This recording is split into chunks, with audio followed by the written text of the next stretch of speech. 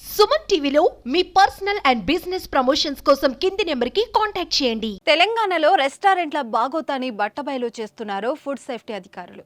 ఖమ్మంలో కూడా కస్టమర్స్ కు నాసీ రకం ఫుడ్ అందిస్తున్న రెస్టారెంట్లపై దాడులు చేశారు. అయితే ఈ సమయంలో కొన్ని రెస్టారెంట్స్ మిగిలిపోయిన వ్యర్థాలను కాలువలో పడివేయడం కనిపించింది.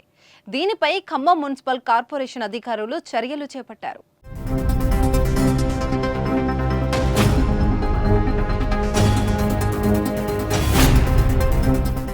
వ్యర్థాలు కాలువలో పడివేయడంతో పాటు రెస్టారెంట్ల వద్ద పూడుకలు తీయకపోవడంతో అసిస్టెంట్ కమిషనర్ మున్సిపల్ అధికారులతో కలిసి 2 తనిఖీలు నిర్వహించి సంబంధిత రెస్టారెంట్లకు జరిమానా విధించారు.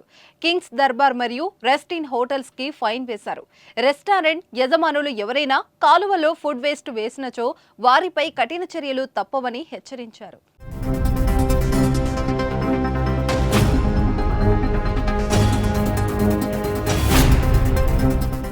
ఏ హోటల్స్ లో గానీ రెస్టారెంట్స్ లో గానీ ఆహారం మిగిలితే అది మున్సిపల్ సిబ్బంది స్వీకరించడానికి వచ్చినప్పుడు వాళ్ళకి ఇవ్వాలి తప్ప కాలువలు వేసి కాలువలు పూడకపోయేలా చెయ్యొద్దని హెచ్చరించారు. అలా చేయటం వల్ల కాలువలు పూడకపోయి సమస్యలు తలెత్తుతాయని స్పష్టం చేశారు. ఇకపై రెస్టారెంట్, హోటల్స్ పై శానిటరీ ఇన్స్పెక్టర్ పరి నిఘా ఉంటుందని వెల్లడించారు.